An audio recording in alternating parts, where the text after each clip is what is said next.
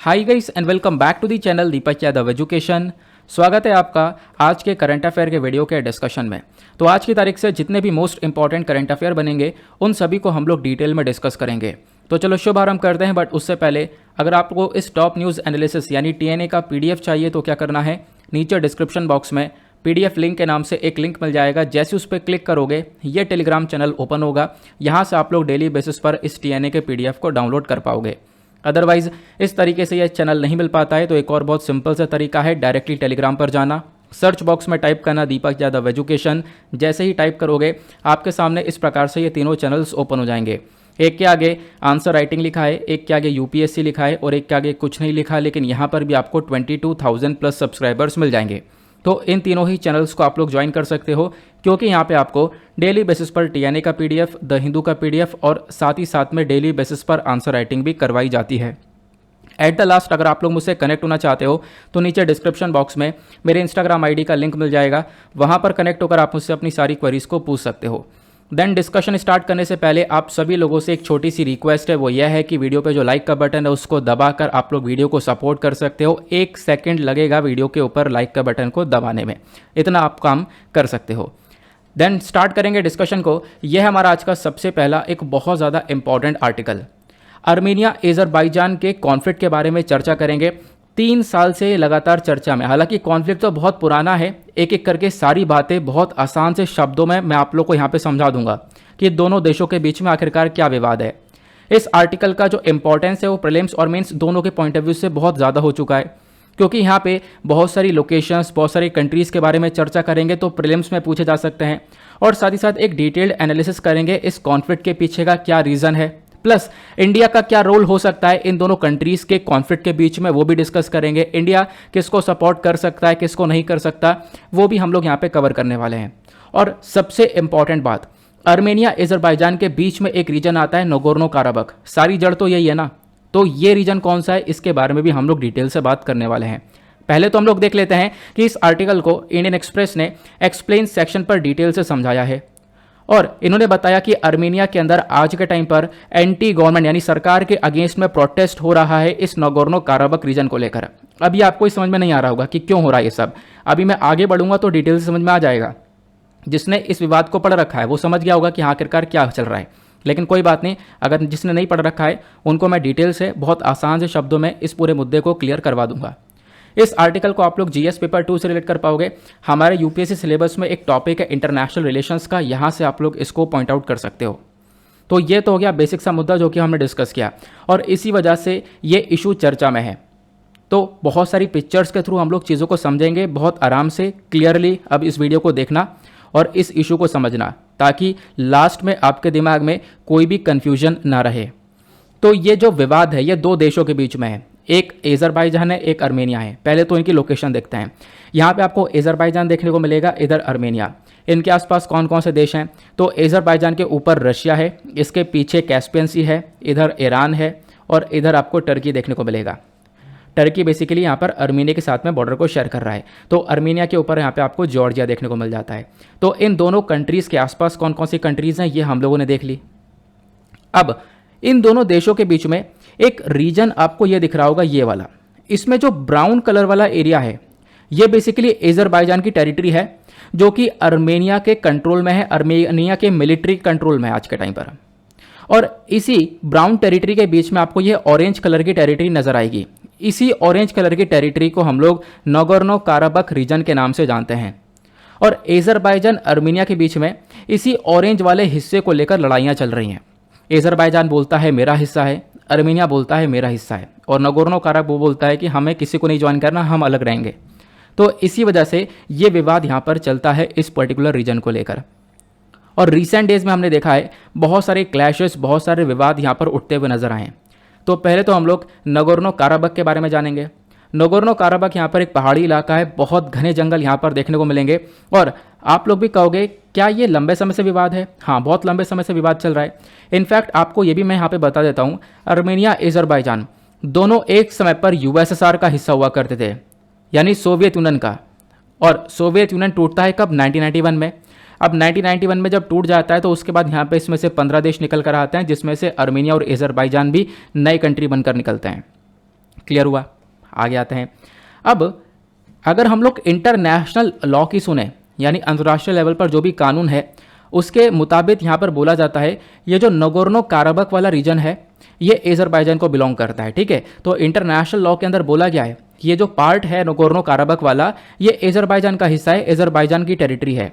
लेकिन एक चीज़ आपको ये देखने को मिलेगा, इसको अजरबैजान का बोल तो दिया, लेकिन इस वाले हिस्से में जो लोग रह रहे हैं वो अर्मेनियंस हैं। ठीक है, अर्मेनिया के लोग यहाँ पे रहते हुए नजर आएंगे। तो अर्मेनियंस क्या कहते हैं, इस चीज़ को एक्सेप्ट नहीं करते, इस चीज़ को रिजेक्ट कर देते हैं, कहते हैं हमें अजरबैजान का रूल बिल्कुल भी नहीं चाहिए। और इसी वजह से ये डिस्प्यूट उठता है। क्यों?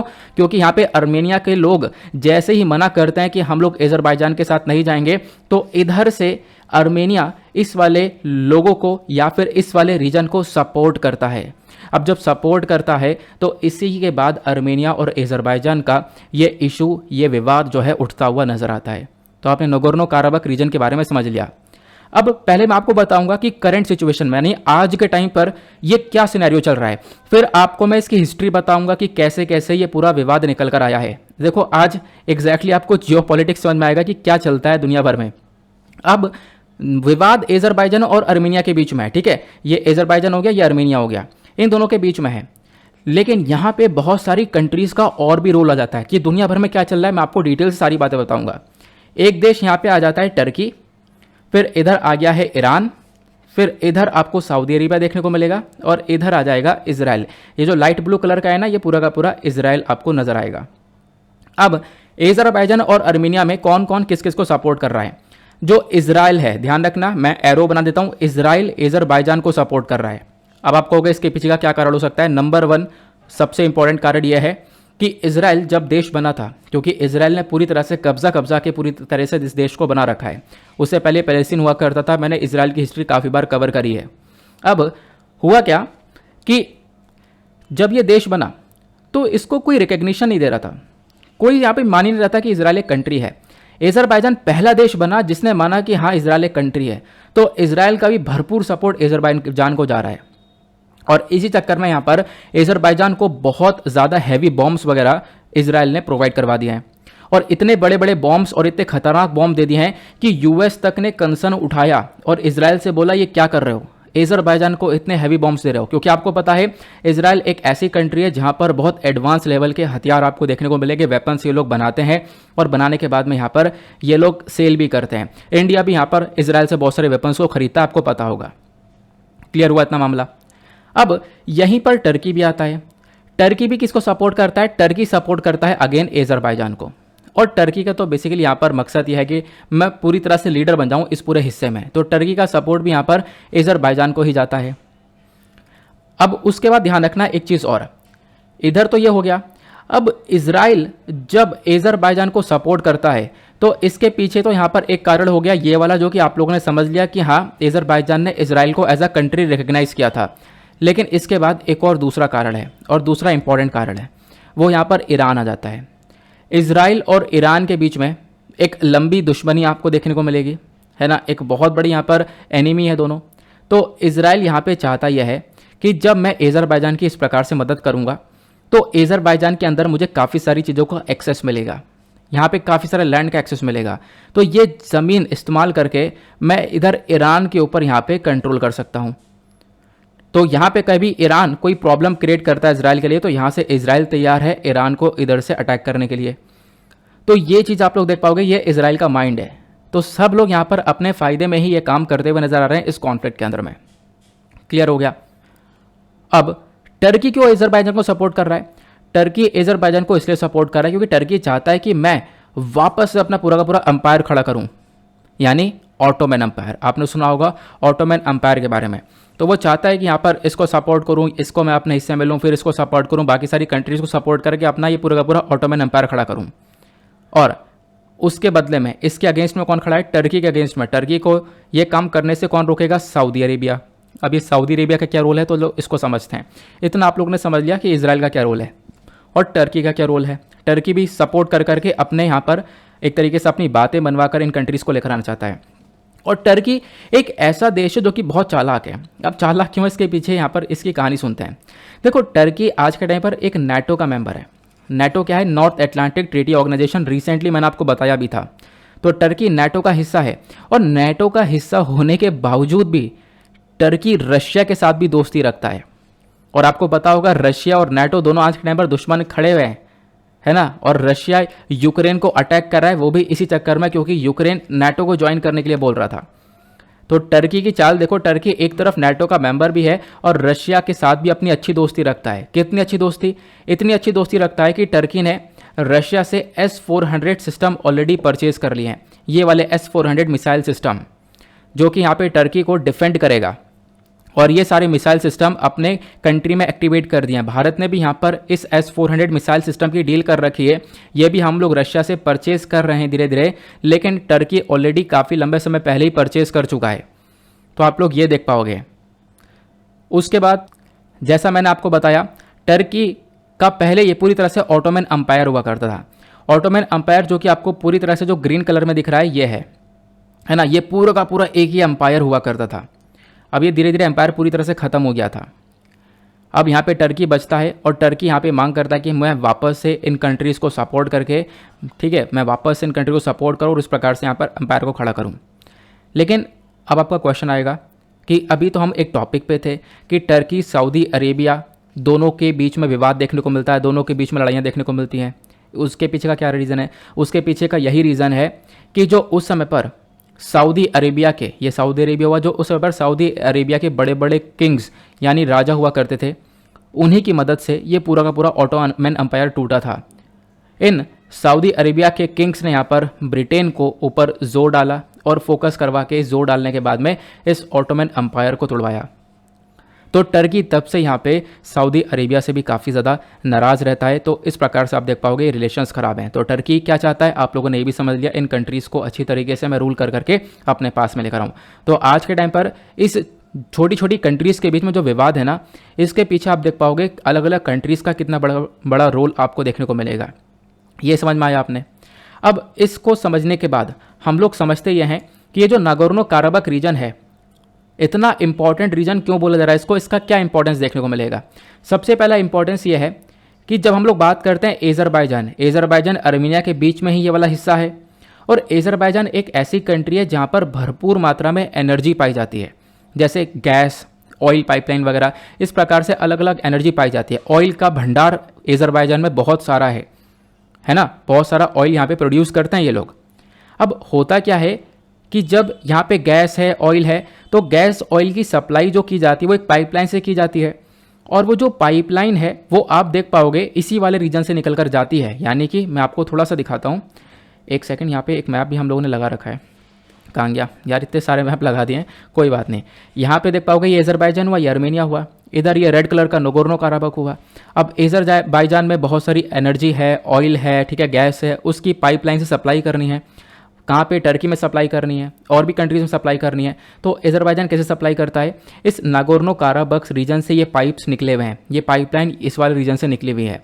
तो अगर इस वाले रीजन में ये युद्ध चलता है, ये लड़ाइयाँ चलती हैं, तो इससे इन पाइपलाइंस के ऊपर एक इम्पैक्ट पड़ सकता है, और इसका पूरी तरह से ट्रेड रुक सकता है, और दुनिया भर में इन एनर्जी को लेकर एक बहुत बड़ा क्राइसिस देखने को मिल सकता है, ये बताया गया।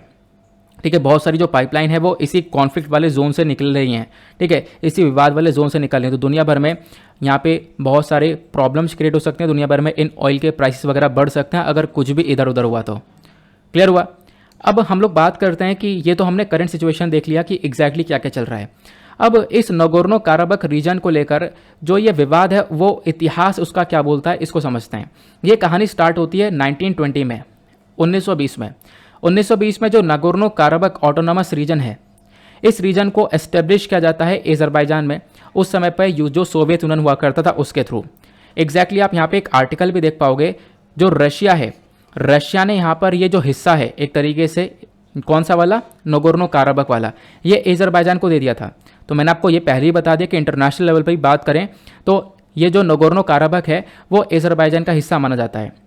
ये सब 1920 में देखा। अब 1988 में क्या होता है, नागोर्नो काराबख लेजिस्लेचर पास किया जाता है। ये एक रेजोल्यूशन को पास करते हैं, और रेजोल्यूशन को पास करते हुए ये लोग बोलते हैं कि हम लोग अर्मेनिया को ज्वाइन करेंगे। अब जैसे ये बोलते हैं अर्मेनिया को ज्वाइन करेंगे, तो उसी के बाद यहाँ पर लगातार विवाद खड़े होने स्टार्ट हो जाते हैं। फिर 1988 में उन्होंने बोला ज्वाइन करेंगे। 1991 में क्या होता है, ये जो ऑटोनॉमस रीजन है ये डिक्लेयर कर देता है कि अब हम किसी को ज्वाइन नहीं करेंगे। पहले तो इसने बोल दिया हम अर्मीनिया को ज्वाइन करेंगे, बाद में इसने बोला हम किसी को ज्वाइन नहीं करेंगे, ना ही अर्मीनिया को और ना ही एजरबाईजान को। फिर उसके बाद 1994 आया, क्योंकि 1991 में यूएसएसआर वगैरह टूट गया। अब यूएसएसआर टूट गया तो 1994 के अंदर रशिया आया। उसको तोड़ने के बाद में जब सोवियत यूनियन टूटा था तो उसमें से रशिया और बाकी सारे देश निकले थे, आपको पता होगा। ये पूरा का पूरा यूएसएसआर हुआ करता था, सोवियत यूनियन। इसमें से ये 15 देश निकले थे, अर्मीनिया, एजरबाईजान। ये भी आपको 2 नाम देखने को मिलेंगे जो कि यहाँ पर ये देश देखने को मिलते हैं, ठीक है। तो क्या हुआ उसके बाद 1994 में जब रशिया देख रहा था कि भाई इन दोनों कंट्रीज़ के बीच में इस नगोर्नो काराबख को लेकर बहुत लड़ाइयाँ चल रही हैं, तो रशिया ने मीडिएशन करवाया, यानी बातचीत करवाई, एक सीज फायर अग्रीमेंट करवाया कि भाई ये जो लड़ाइयाँ कर रहे हैं, आपस में गोलियाँ चला रहे हैं इस वाले रीजन के अंदर, तो उसको कम किया जाए। क्योंकि इतनी बार यहाँ पे इनके बीच में विवाद उठा है इस रीजन को लेकर कि उसी में बहुत सारे आम नागरिकों की जान गई है।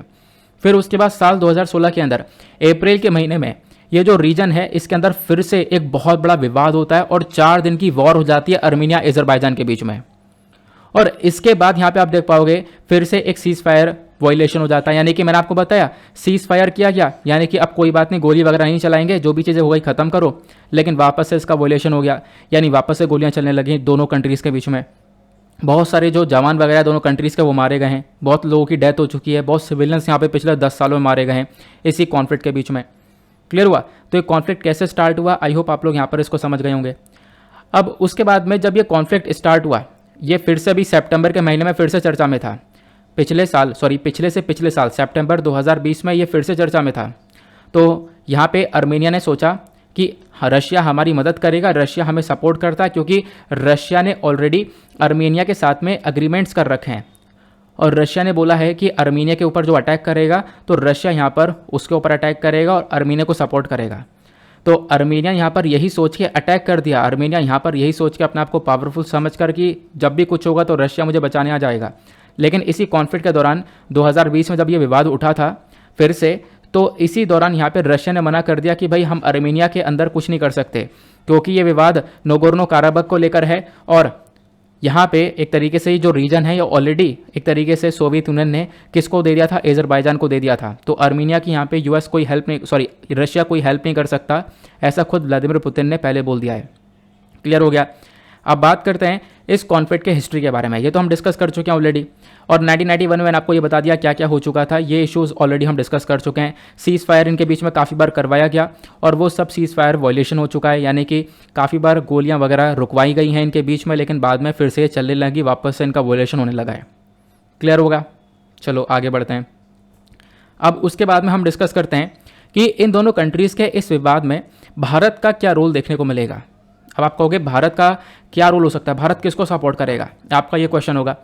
तो अगर आप एक अच्छी तरीके से एक न्यूट्रल वे में देखो, अगर आपको एक आंसर लिखना हो कि भाई भारत किसको सपोर्ट करना चाहिए भारत को, तो भारत को किसी को सपोर्ट नहीं करना चाहिए, क्योंकि हमें सबसे बना के रखनी पड़ेगी, सबसे हमें कुछ ना कुछ चाहिए। अर्मेनिया एक ऐसा देश है जो कि भारत से बहुत सारे हथियार को खरीदता है और अर्मेनिया के साथ में भारत ने ऑलरेडी एक फ्रेंडशिप और कोऑपरेशन ट्रीटी साइन कर रखी है 1995 में। तो भारत नहीं चाहता एजरबाईजान को सपोर्ट करना, क्योंकि एजरबाईजान को सपोर्ट करेगा तो अर्मेनिया के साथ में रिलेशन खराब हो जाएंगे और हम लोग बहुत सारे हथियार वगैरह बेचते हैं और उससे हमारे इकोनॉमी के अंदर एक कॉन्ट्रीब्यूशन होता है ना। तो यहाँ पे अर्मेनिया के खिलाफ हम नहीं जा सकते। दूसरा पॉइंट आप लिख सकते हो, हम लोग एजरबाईजान के केस में भी एजरबाईजान के खिलाफ नहीं जा सकते, यानी ना ही अर्मेनिया को सपोर्ट कर सकते ना ही एजरबाईजान को सपोर्ट कर सकते, और करना भी नहीं चाहिए। अब एजरबाईजान को क्यों नहीं सपोर्ट कर सकते हम लोग, मैं आपको बहुत बताता हूँ। एजरबाईजान को इसलिए सपोर्ट नहीं कर सकते क्योंकि एजरबाईजान के अंदर बहुत सारा इन्वेस्टमेंट और एजरबाईजान ने भी यहाँ पे हमारे साथ में काफ़ी सारे रिलेशंस डेवलप कर रखे हैं। हम लोग एजरबाईजान से बहुत सारा तेल खरीदते हैं और मैंने आपको स्टार्टिंग बताया कि एजरबाईजान के अंदर तेल का भंडार आपको देखने को मिलता है, मेजर इकॉनमी इनकी तेल के ऊपर डिपेंडेंट है। फिर ना केवल यही पॉइंट, एजरबाईजान एक और पॉइंट ऑफ व्यू से भी इंपॉर्टेंट है। एजरबाईजान आपको INST रूट के अंदर नजर आता है, यानी कि international north south transport corridor वाले रास्ते में आता है, जो कि इंडिया रशिया को कनेक्ट करता है। इसका मतलब ये कॉरिडोर आपको देखने को मिलेगा। ये कॉरिडोर, ये रेड लाइन हुआ इंडिया का जो मुंबई है, ये मुंबई से मॉस्को और सेंट पीटर्सबर्ग तक एक कनेक्शन है पूरा। इस प्रकार से इंडिया से कनेक्शन है बंदराबास तक, फिर ईरान से होते हुए एज़रबाईजान का यहाँ पर एक हिस्सा आपको यहाँ पर देखने को मिल जाएगा। ठीक है, तो ये हमारा INST यानी कि हमारा नॉर्थ साउथ ट्रांसपोर्ट कॉरिडोर है ये वाला, जहाँ पे इंडिया डायरेक्टली रशिया के साथ में कनेक्ट होता है। यहाँ से हम लोग व्यापार वगैरह कर सकते हैं अच्छे से। अब इसमें अगर एज़रबाईजान के साथ रिलेशन ख़राब कर देंगे तो एज़रबाईजान बीच में से इस मामले को, इस रास्ते को कट डाउन कर सकता है, जिससे रशिया और इंडिया के बीच में जो कनेक्टिविटी है ये टूट सकती है। तो यहाँ पर दोनों को ही हम लोग एक तरीके से सपोर्ट नहीं कर सकते, आपको ध्यान रखना है। क्लियर हुआ? तो काफ़ी अच्छी तरीके से और डिटेल से मैंने आपको समझाने की कोशिश करी है कि ये एज़रबाईजान और आर्मेनिया के बीच का क्या विवाद है, और आशा करता हूँ कि आपको बहुत आराम से और सिंपल से शब्दों में ये पूरा विवाद समझ में आ चुका है। तो फटाफट जो वीडियो पे लाइक का बटन है उसको दबा दो और बता दो कि हाँ समझ में आ गया। आगे आते हैं नेक्स्ट आर्टिकल की तरफ। अब ये आर्टिकल वैसे मैंने 3 दिन पहले द हिंदू के अंदर डिस्कस किया था, जो हमारा द हिंदू एनालिसिस आता है उसके अंदर, लेकिन उसके बाद भी काफ़ी सारे लोगों की डिमांड थी कि हम लोग द हिंदू नहीं देख पाते हैं, हम लोग यहाँ पर ये वाला वीडियो देखते हैं, तो एक बार इसको यहाँ पे कवर कर दो। तो मैंने सोचा, मतलब 8-10 मैसेज आए मेरे पास इस चीज़ को लेकर, तो मैंने सोचा चलो कवर कर देंगे। तो मैंने सोचा चलो आज ही कवर कर देते हैं। यहाँ पे बेसिकली देखो, आपको पता होगा राजीव गांधी जी के बारे में। तो राजीव गांधी जी का असैसिनेशन, इनको मार दिया गया था और एक बॉम्ब के एक्सप्लोजन की वजह से मारे गए थे। तो ये सब कैसे हुआ था वो तो मैं आपको बताऊंगा, वो हमारे लिए खास एग्जामिनेशन के पॉइंट ऑफ व्यू से इतना इंपॉर्टेंट होगा नहीं। इंपॉर्टेंट ये है कि अभी ये जो केस है वापस से चर्चा में आ चुका है, और केस के साथ साथ 2 आर्टिकल चर्चा में आ चुके हैं, आर्टिकल 142 और आर्टिकल 161। तो मैं आपको ये जो आर्टिकल है ये पॉलिटी के पॉइंट ऑफ व्यू से पढ़ाने वाला हूँ। हमारे लक्ष्मीकांत का एक टॉपिक खत्म हो जाएगा आज। वो कौन कौन से आर्टिकल 142 और आर्टिकल 161 ये खत्म कर देंगे हम लोग। ठीक है, इशू क्या है इसको समझते हैं। मुद्दा यह है कि एक व्यक्ति आपको नजर आएंगे, AG पेरारीवालन। ये व्यक्ति आपको दिख रहे होंगे। AG पेरारीवालन को अभी 31 साल बाद छोड़ दिया गया है, और बोला जाता है कि AG पेरारीवालन एक ऐसे व्यक्ति हैं जिन्होंने प्लानिंग करी थी इस राजीव गांधी असैसिनेशन केस के अंदर, यानी राजीव गांधी जी की जो हत्या हुई है उसकी प्लानिंग के अंदर इनका नाम भी शामिल था। लेकिन बाद में इनको कैसे छोड़ा गया वो सारी बातें मैं आपको बताऊंगा। तो इस आर्टिकल को GS पेपर 2 पॉलिटी से आप आराम से रिलेट कर पाओगे। तो रिसेंट डेज में ये आर्टिकल पब्लिश हुआ है, द हिंदू का आर्टिकल है, इंडियन एक्सप्रेस का आर्टिकल है, बहुत सारे आर्टिकल्स पब्लिश हुए हैं। सुप्रीम कोर्ट ने पेरारीवालन को छोड़ दिया है। तो आप देख पाओगे जब इनको अरेस्ट किया गया था तो ये 19 साल के थे, और आज ये 31 साल के हो चुके हैं जब इनको छोड़ा गया। और सुप्रीम कोर्ट ने बोला, देखो इनको छोड़ने को लेकर जो चर्चा है ना वो पिछले 2-3 सालों से चल रही है, लेकिन छोड़ा नहीं जा रहा था। तो सुप्रीम कोर्ट खुद इस मामले में उतरा, और सुप्रीम कोर्ट ने बोला अब मैं इस मामले को देखूंगा, और सुप्रीम कोर्ट ने आर्टिकल 142 को एक्टिवेट किया। आर्टिकल 142 जो कि एक्स्ट्रा ऑर्डिनरी पावर्स देता है सुप्रीम कोर्ट को, कि सुप्रीम कोर्ट अगर इनको जस्टिस नहीं मिल रहा है तो सुप्रीम कोर्ट खुद जस्टिस करेगा यहाँ पे। अभी मैं आपको इसके बारे में डिटेल से बताऊंगा आर्टिकल 142 होता क्या है, लेकिन उससे पहले मैं आपको पेरारीवालन केस और राजीव गांधी असैसिनेशन के बारे में थोड़ा सा बता देता हूँ कि राजीव गांधी जी की हत्या कैसे हुई थी। देखो, राजीव गांधी जी के असैसिनेशन से पहले ऑलरेडी यहाँ पर इंदिरा गांधी जी का असैसिनेशन हो चुका था, यानी इंदिरा गांधी जी की भी हत्या कर दी गई थी, गोली मार दी गई थी इनको, इनके सिक्योरिटी गार्ड के थ्रू। एक सिख गार्ड था, आपको पता होगा, है ना। इसके बारे में, इस आर्टिकल के बारे में कल के द हिंदू एडिटोरियल डिस्कशन के अंदर मैंने कवर किया है। ऑपरेशन ब्लू स्टार के बारे में मैंने आपको बताया। ऑपरेशन ब्लू स्टार के बाद में यहाँ पर ऑपरेशन ब्लू स्टार जब इंदिरा गांधी जी ने चलवाया था, उसके बाद में यहाँ पर इनको मार दिया गया था एक सिख बॉडीगार्ड के थ्रू, है ना। अब इंदिरा गांधी जी के बाद, इनके असैसिनेशन के बाद एक जो दूसरा असैसिनेशन चर्चा में आता है वो आता है यहाँ पर राजीव गांधी जी का। तो राजीव गांधी जी को भी असैसिनेट कर दिया गया था, यानी कि इनको भी मार दिया गया था। अब राजीव गांधी जी का असैसिनेशन कैसे हुआ इसको डिस्कस करते हैं। इस पिक्चर में आपको जो लड़की दिख रही है, इस लड़की का नाम है धनु। ठीक है, इस लड़की का नाम क्या है? धनु। इसी लड़की ने यहाँ पर सुसाइड बॉम्बिंग का इस्तेमाल किया, यानी कि इस लड़की ने बॉम्ब्स वगैरह फिट कर रखे थे और यहाँ पे राजीव गांधी जी को माला पहनाई, और माला पहनाते के साथ ही बॉम्ब फटा। बॉम्ब फटने के साथ साथ आप देख पाओगे यहाँ पे सब लोग उड़ गए। ये जो पिक्चर आपको दिख रहा है, ये पिक्चर लगभग इस बॉम्ब के एक्सप्लोजन से 30 सेकंड पहले का है। माला पहनाने के बाद में ही यहाँ पर ये औरत जाती हैं, इनके पैर छूती हैं, और होता क्या है उतने में ही ये पूरी तरह से ब्लास्ट हो जाता है बॉम्ब, और आसपास के लोग सब यहाँ पर ख़त्म हो जाते हैं। तो ये था यहाँ पर पूरी तरह से राजीव गांधी जी का असैसिनेशन। अब क्वेश्चन ये है कि डायरेक्टली आपने बता दिया, कुछ पीछे का भी बता दो, थोड़ा बहुत बता दो, क्योंकि इंपॉर्टेंट तो है नहीं इतना खास, लेकिन फिर भी थोड़ा बहुत बता दो। चलो मैं आपको थोड़ा सा बताता हूँ। ये जो पूरा का पूरा केस है, यानी कि राजीव गांधी असैसिनेशन जो पूरी प्लानिंग की गई थी, उसके पीछे काफ़ी सारे लोग थे। जैसा आप देख पाओगे इस पूरे चार्ट के अंदर काफ़ी सारे लोग देखने को मिलेंगे, और यहीं पर AG पेरारीवालन का भी रोल था। और सबसे बड़ा रोल तो श्रीलंका का था। अब ये श्रीलंका का क्या रोल था मैं आपको बताता हूँ। श्रीलंका के अंदर एक लिट्टे नामक ग्रुप आपको देखने को मिलेगा, ठीक है, लिट्टे नाम का ग्रुप है। और उस लिट्टे ग्रुप को कौन चला रहा था? उस लिट्टे ग्रुप का जो चीफ है वो यहाँ पर वी प्रभाकरन था, ठीक है, तो आप लोग देख पाओगे ये रहे लिट्टे ग्रुप के चीफ। अब उस समय पर हुआ क्या मैं आपको थोड़ा सा बताता हूँ इसके बारे में। पहली बात आप ध्यान रखना, ये जो असैसिनेशन हुआ था ये 1991 में हुआ था, मई के महीने में, ठीक है, 1991 में मई के महीने में हुआ। और उस समय पर क्या हुआ कि श्रीलंका के अंदर अलग बवाल चल रहा था।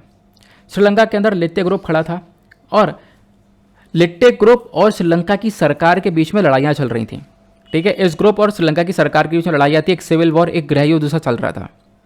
अब जब सिचुएशन काफ़ी ख़राब थी श्रीलंका में तो इंडिया गया श्रीलंका की मदद करने। अब इंडिया जब श्रीलंका की मदद करने के लिए गया, क्योंकि जब उस समय जब श्रीलंका की मदद करने के लिए गया था तो उस समय जो हमारे पीएम थे वो राजीव गांधी हुआ करते थे, तो इन्होंने श्रीलंका के अंदर हमारी जो आर्मी फोर्सेस है इनको उतारा और श्रीलंका की सरकार की मदद करी और लिट्टे ग्रुप के अगेंस्ट में लड़ा। हालांकि हमने कोशिश ये की थी कि कोई ज़्यादा वायलेंस ना हो जाए, लेकिन उसके बावजूद भी यहाँ पर सिचुएशन थोड़ी सी ख़राब हो जाती है। तो लिट्टे ग्रुप को अगेंस्ट में यहाँ पे लड़ाई करी और श्रीलंका की सरकार को सपोर्ट किया। अब जब ये काम कर दिया गया राजीव गांधी जी के थ्रू, उसके बाद यहाँ पे पीएम के पद से हट चुके थे और जब इनका असैसिनेशन हुआ, जब हत्या हुई तब वो पीएम नहीं थे, ठीक है, आपको ध्यान रखना है। अपनी इलेक्शन की कैंपेनिंग वगैरह के लिए वो घूम रहे थे, तो उसी दौरान यहाँ पे वो बॉम्ब फटता है।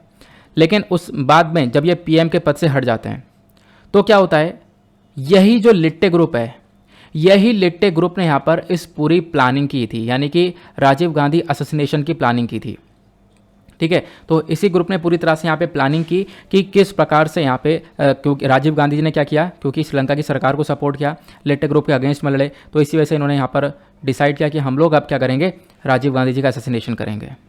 और उसमें यहाँ पर लिट्टे ग्रुप सक्सेसफुल भी रहा और इसके अंदर काफ़ी सारे लोग यहाँ पे इन्वॉल्व देखने को मिल जाएंगे, है ना। अभी हम लोग बात कर रहे हैं एजी पेरारीवालन के बारे में। तो एजी पेरारीवालन का क्या रोल था?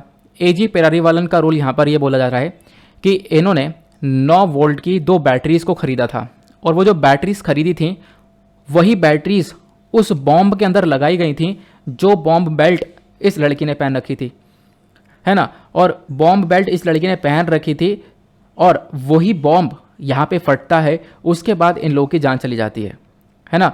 तो यानी कि जो बैटरीज हैं वो यहाँ पे इनके थ्रू खरीदी गई थी और यहाँ पर ये खुद इस चीज़ का एक तरीके से एक्सेप्ट करते हैं, ये सारी बातें निकल कर आती हैं।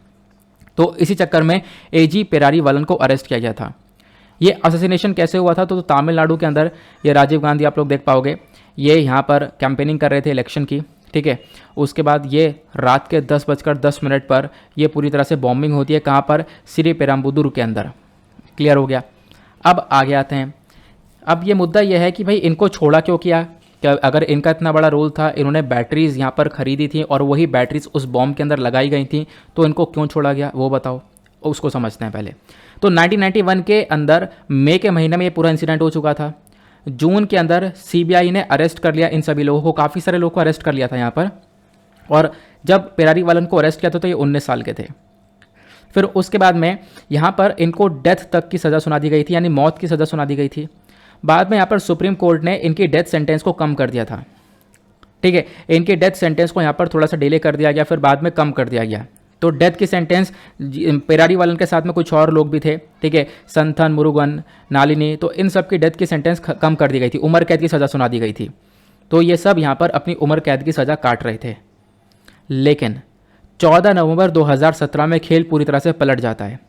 यहाँ पे जो सीबीआई ऑफिसर ने पेरारीवालन को अरेस्ट किया था, तो पेरारीवालन को लेकर यहाँ पर एक पूरी रिपोर्ट तैयार करी थी, जहाँ पे लिखा हुआ था कि हाँ, पेरारीवालन ने 9 वोल्ट की बैटरीज को खरीदा है और उन्हीं बैटरीज का इस बॉम्ब में इस्तेमाल किया गया।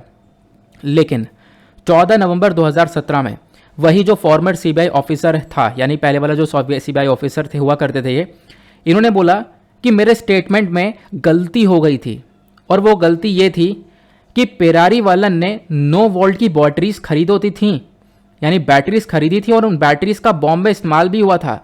लेकिन ये बात पेरारीवालन को नहीं पता थी कि इन बैटरीज का यहाँ पर यूज़ किया जाएगा। इस वजह से पेरारीवालन निर्दोष हैं, इनको छोड़ देना चाहिए।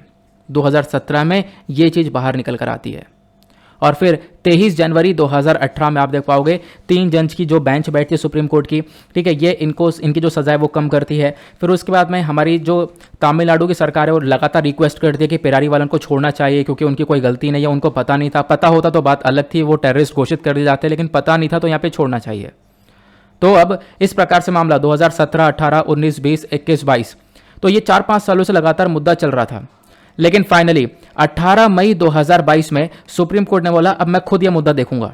सुप्रीम कोर्ट ने यहां पर बोला कि इस मुद्दे को देखते हुए अब मैं आर्टिकल 142 का यूज करूंगा। और आर्टिकल 142 का अब यूज किया गया। तो सुप्रीम कोर्ट का जो आर्टिकल 142 है वो क्या बात करता है, इसको डिस्कस करते हैं। तो आर्टिकल 142 यहां पर सुप्रीम कोर्ट को पावर देता है, एक एक्स्ट्रा ऑर्डिनरी पावर मिलती है सुप्रीम कोर्ट को इस आर्टिकल के अंदर में। वो एक्स्ट्रा ऑर्डिनरी पावर क्या है कि भाई सुप्रीम कोर्ट अगर देखता है कि भाई एक व्यक्ति को जस्टिस मिलना चाहिए, एक टाइम पर जस्टिस मिलना चाहिए, लेकिन उसको नहीं मिल पा रहा है, तो उस मामले में सुप्रीम कोर्ट इस आर्टिकल 142 का इस्तेमाल करके एक कंप्लीट जस्टिस करता है उस पूरे मुद्दे के अंदर। तो आर्टिकल 142 प्रोवाइड करवाता है एक यूनिक पावर हमारे सुप्रीम कोर्ट को, ताकि वो एक कंप्लीट जस्टिस कर सके इस पूरे के पूरे मुद्दे के अंदर में। कोई सा ही मुद्दा हो, अगर वहाँ पे कोई जस्टिस नहीं मिल पा रहा है तो सुप्रीम कोर्ट इस आर्टिकल 142 का यूज़ कर सकता है। तो अभी यहाँ पर आप लोग जो आर्टिकल देख रहे थे वो भी यही है कि सुप्रीम कोर्ट ने अभी आर्टिकल 142 का यूज़ किया है, अपनी एक्स्ट्राऑर्डिनरी पावर्स का यूज़ किया है, और इसके बाद यहाँ पर पेरारी वालन को अभी छोड़ दिया गया है, क्योंकि यहाँ पर इनको नहीं पता था कि वो बैटरीज कहाँ पे यूज़ करी जाने वाली हैं। क्लियर हुआ? तो आपने इस मुद्दे को भी डिटेल से समझ लिया है। अब यहीं पर मैं आपको थोड़ी सी चीज़ें और बताता हूँ, कुछ इंपॉर्टेंट बातें हैं। इंपॉर्टेंट बात क्या है, मैंने अभी आपको बताया कि कुछ लोग थे जो कि यहाँ पर इस पूरे केस के अंदर इन्वॉल्व थे, उन सबको मौत की सज़ा दी गई थी, लेकिन बाद में मौत की सज़ा कम कर दी गई, मौत की सज़ा हटाकर उनको उम्र कैद की सज़ा दे दी गई। तो ये जो सज़ा कम करने का प्रावधान है, क्षमादान है, ये कहाँ पर मेंशन है? देखो, क्षमा करने का जो भी पावर है वो हमारे संविधान में सिर्फ 2 लोगों को दी गई है। यूनियन लेवल पर हमारे प्रेसिडेंट के पास में वो पावर है आर्टिकल 72 के अंदर में, और स्टेट के लेवल पर हमारे गवर्नर के पास वो पावर है, राज्यपाल के पास पावर है, जो कि आर्टिकल 161 के अंदर मेंशन की गई है। यही बहुत इंपॉर्टेंट पॉइंट है सुनने के लिए यहाँ पर, और यहीं से क्वेश्चन बन सकता है। तो इन दोनों के पावर्स में क्या क्या बोला जाएगा, इसको डिस्कस करते हैं। प्रेसिडेंट के पास क्या क्या पावर है? प्रेसिडेंट के पास पावर है कि प्रेसिडेंट किसी भी अपराधी को पार्डन, रिप्राइव, रेस्पाइट, रेमिट या फिर कम्यूट कर सकते हैं। ये पांचों मतलब क्या होता है? पार्डन मतलब कंप्लीटली फ्री, यानी अगर उसको ऊपर आप कह सकते हो कि जो सज़ा सुनाई गई है उसको अगर मृत्यु की सज़ा सुनाई गई है, फांसी की सज़ा सुनाई गई है, तो उस सज़ा को भी प्रेसिडेंट माफ़ कर सकते हैं हमेशा के लिए। तो प्रेसिडेंट के पास में ये पावर्स आती है। दूसरी पावर कम्यूटेशन की आती है। कम्यूटेशन की मतलब यहाँ पर दूसरी पावर क्या है कि पनिशमेंट को, जो पनिशमेंट है उसको थोड़ा हल्का कर दिया जाए। फिर तीसरा आता है रेमिशन का पावर। पनिशमेंट का जो पीरियड है, जो लंबे समय के लिए यहाँ पर पनिशमेंट दिया गया उसको थोड़ा सा कम कर दिया जाए, पीरियड को कम कर दिया जाए। प्लस रेस्पाइट कर दिया जाए, है ना, यानी कि सेंटेंस या वही पनिशमेंट को थोड़ा सा हम लोग लेस कर दें, ओरिजिनल के कंपैरिजन में उसको थोड़ा सा कम कर दिया जाए। रिप्रीव के अंदर क्या होता है कि यहाँ पर अगर किसी व्यक्ति को फांसी की सज़ा सुनाई गई है तो उसके ऊपर थोड़ा सा स्टे कर दिया जाए, थोड़ा सा मामला रोक दिया जाए, थोड़ा से दिन के लिए मामले को रोक दिया जाए, स्टे कर दिया जाए। तो ये सारे अलग अलग टर्म्स हैं। तो ये सारी पावर्स आपको प्रेसिडेंट के पास में देखने को मिलती हैं, और ये सारी बातें आर्टिकल 72 के अंदर मेंशन है। तो आर्टिकल 72 के तहत प्रेसिडेंट के पास पावर है कि वो किसी भी व्यक्ति को, अगर उस व्यक्ति ने सेंट्रल लॉ के अगेंस्ट में कोई क्राइम किया है तो उसको माफ़ किया जा सकता है। अगर मर्डर भी किया है तो अगर उसको फांसी की सज़ा मिल रही है तो भी यहाँ पर प्रेसिडेंट उसको माफ़ कर सकते हैं, क्षमा कर सकते हैं। क्या गवर्नर के पास यही पावर्स हैं? तो गवर्नर भी यहाँ पर pardon, reprieve, respite, remit, suspend ये सब कुछ कर सकता है। लेकिन पिछले साल अक्टूबर से पहले तक क्या हुआ करता था, गवर्नर के पास में अगर जो पावर है, अगर किसी व्यक्ति ने यहाँ पर आप कह सकते हो कोई क्राइम किया है, मर्डर किया है और उसको मौत की सज़ा दी है, तो मौत की सज़ा माफ़ करने की पावर पहले गवर्नर के पास नहीं हुआ करती थी। यानी कि जो गवर्नर है पहले यहाँ पर आप कह सकते हो, जो एक तरीके से किसी ने अगर किसी को मौत की सज़ा मिली है तो उसको माफ़ करने की पावर गवर्नर के पास नहीं हुआ करती थी। डेथ सेंटेंस को पार्डन नहीं कर सकता था गवर्नर, लेकिन अभी कर सकता है। पिछले साल शायद सितंबर अक्टूबर के अंदर ही यहाँ पर सुप्रीम कोर्ट का एक जजमेंट आया था, जिसके तहत यहाँ पे गवर्नर के पास अब पावर्स आ चुकी हैं। गवर्नर भी यहाँ पर किसी भी डेथ सेंटेंस को पार्डन उसको क्षमा कर सकता है। फिर उसके बाद यहाँ पर एक और मुद्दा निकल कर आता है। यहाँ पर यह मुद्दा है कि मान लो कोई मिलिट्री कोर्ट यानी कि आर्मी की कोर्ट, नेवी की कोर्ट, अलग अलग कोर्ट होते हैं, ठीक है। यहाँ पर इनके प्रावधान अलग होते हैं, इनका जो भी सुनवाई है वो अलग है। तो इस पूरे केस के अंदर भी यहाँ पे मान लो किसी ऑफिसर को यहाँ पे अगर एक तरीके से डेथ की सज़ा सुनाई जाती है, ठीक है, किसी व्यक्ति को यहाँ पे मिलिट्री कोर्ट के अंदर डेथ की सज़ा सुनाई जाती है, तो प्रेसिडेंट उसको भी माफ़ कर सकता है।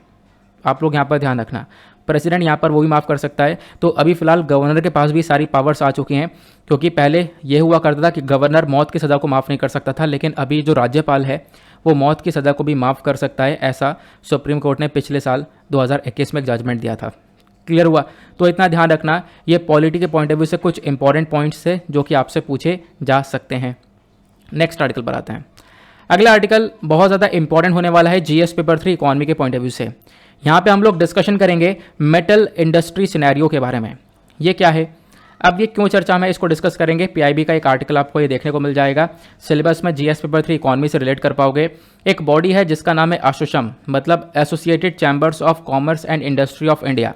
इन्होंने एक कॉन्फ्रेंस को ऑर्गेनाइज किया जिसका नाम है Indian metal industry current and outlook and future trends. तो current outlook and future trends को देखते हुए ये इसका एक थीम रखा गया और इसके बेसिस पर एक पूरा कॉन्फ्रेंस रखा गया था इंडिया के मेटल इंडस्ट्री को लेकर। तो हम यहीं पर डिस्कस करने वाले हैं कि भारत की जो मेटल इंडस्ट्री है वो कहाँ पर स्टैंड करती है, भारत कितना प्रोड्यूस करता है, कितना एक्सपोर्ट इंपोर्ट करता है। तो एक इंपॉर्टेंट पॉइंट है, क्योंकि ये जो स्टील वाला इंडस्ट्री है ये एक बहुत इंपॉर्टेंट पार्ट प्ले करती है हमारी इकॉनमी के अंदर, ठीक है ना।